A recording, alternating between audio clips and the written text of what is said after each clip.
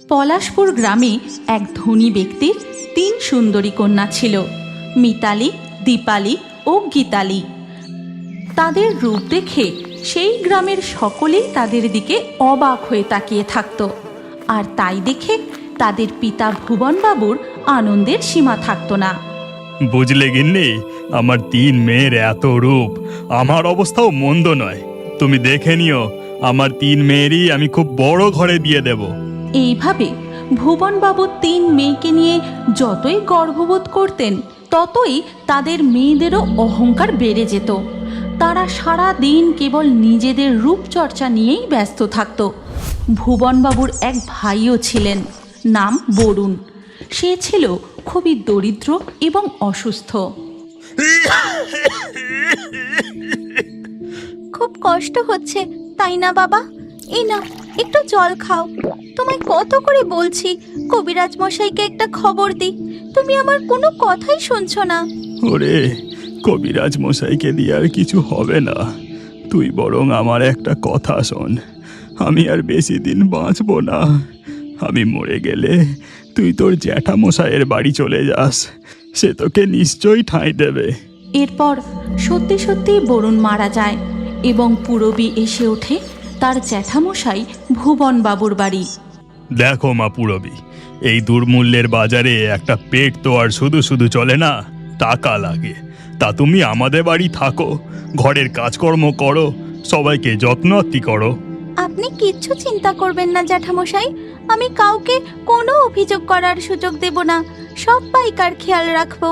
এরপর থেকে পুরবী ভুবনবাবুর বাড়িতেই থাকতে শুরু করে। পুরবী গরিব, তাকে দেখতেও ভুবনবাবুর মেয়েদের মতো অত সুন্দরী নয়। ধীরে ধীরে সে প্রায় তাদের বাড়ির কাজের লোক হয়ে ওঠে। এই নিন জ্যাঠামশাই আপনার চা। তা হ্যাঁ রে, তোর দিদিদের ঘরে সকালের খাবার দিয়েছিস তো? আর দুপুরের রান্নার জোগাড় হয়ে গেছে? হ্যাঁ জেঠিমা, আমি দিদিদের খাবার পৌঁছে দিয়েছি, আর দুপুরের রান্নার জোগাড় চলছে।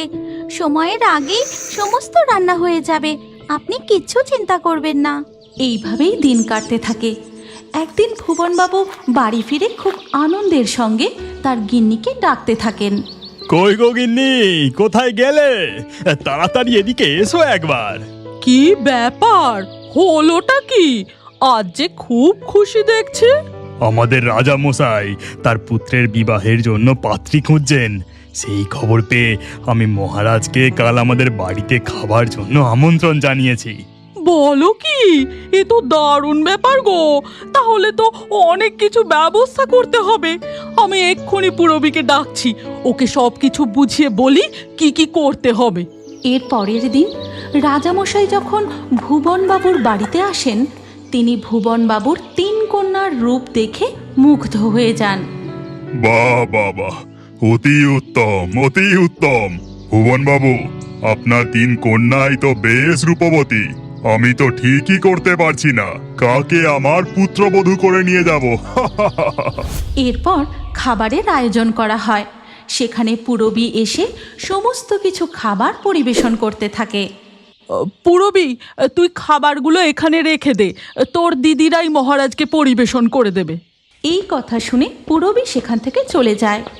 এরপর খাওয়া দাওয়া হয়ে গেলে পুরবী একটি পাত্রে পান সাজিয়ে মহারাজের জন্য নিয়ে আসে।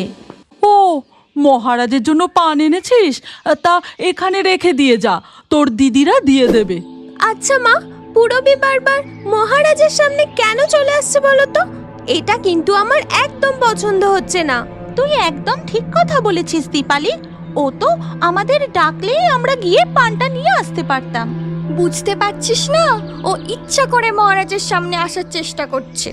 এরপর যখন মহারাজের ফেরার সময় হয়, তখন হঠাৎ এবার তো আমাকে প্রাসাদে ফিরে যেতে হবে, কিন্তু আমার শরীরটা কেমন অসুস্থ লাগছে।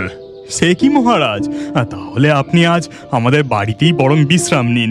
রাত্রিকু থাকলে আমরা বরং খুশি হব, আর আমার মেয়েরাও আপনার সেবা যত্ন করবে।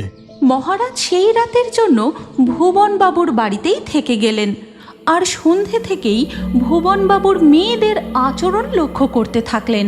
তিনি দেখলেন পুরবী সন্ধ্যাবেলায় ঠাকুর ঘরে বসে পুজো করছে, শাঁখ বাজাচ্ছে।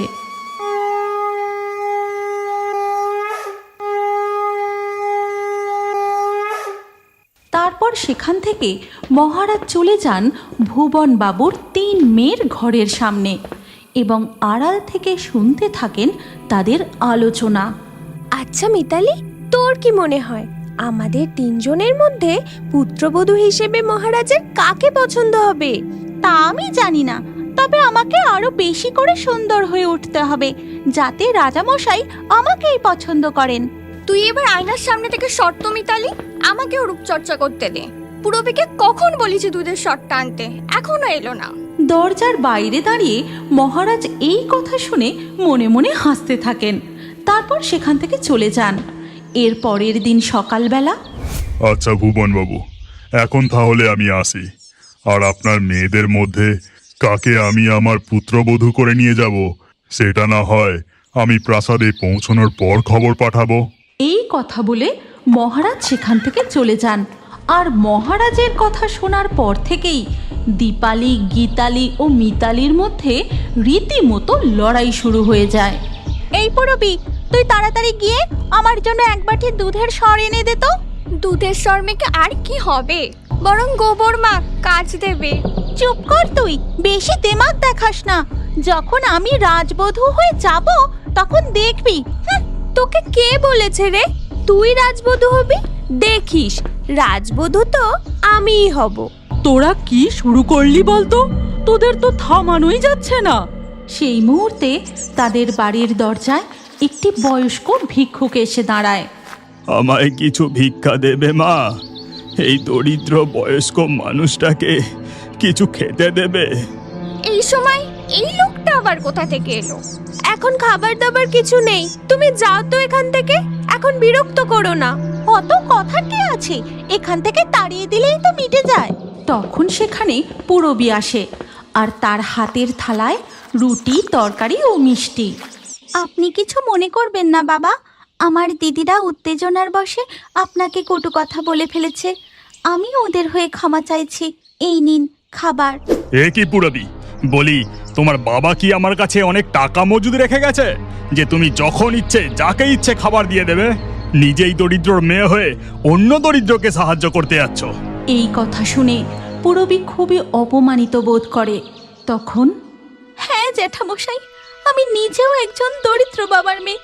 আর যে বাড়িতে আমার দরিদ্র বাবার কোনো সম্মান নেই সেখানে আমি থাকবো না। আমিও বরং ওই ভিক্ষুকের সাথেই পথে পথে ভিক্ষা করেই খাবো। এই কথা বলে পুরবী সেখান থেকে পথের উদ্দেশ্যে বেরিয়ে পড়ে। আর তার পিছু পিছু সেই বয়স্ক দরিদ্র মানুষটি।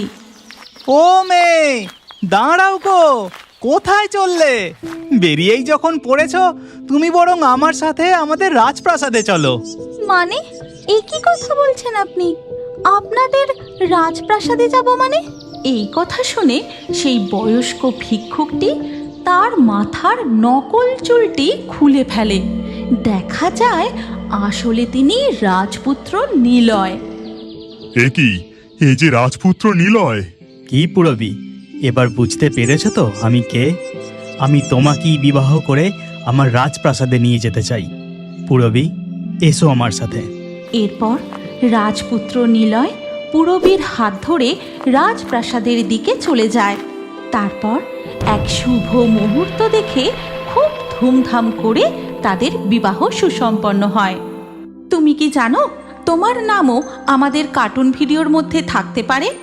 আজকের লাকি ড্রয়ে নির্বাচিত নামগুলি হলো শিমুল, সাকিব, লিজা, ঐশিকা, বিপ্লব, মায়া, জুথি, নুসরত, হাসিনা, রিয়া, পিউ, কবিতা, দুর্গা, রিকু, তৃষা। আপনার নামসহ সেরা কমেন্ট করে পরবর্তী ভিডিওতে দেখার জন্য এক্ষুনি পরীর গল্প কার্টুন চ্যানেলটি সাবস্ক্রাইব করে নিন। তারপর আপনার নাম কমেন্টে লিখে দিন। আর স্ক্রিনের উপরে আসা এই পরবর্তী ভিডিওতেও ক্লিক করে ওই ভিডিওতেও আপনার নাম লিখে দিন। আপনার নাম আমাদের কার্টুন ভিডিওতে অবশ্যই দেখতে পাবেন।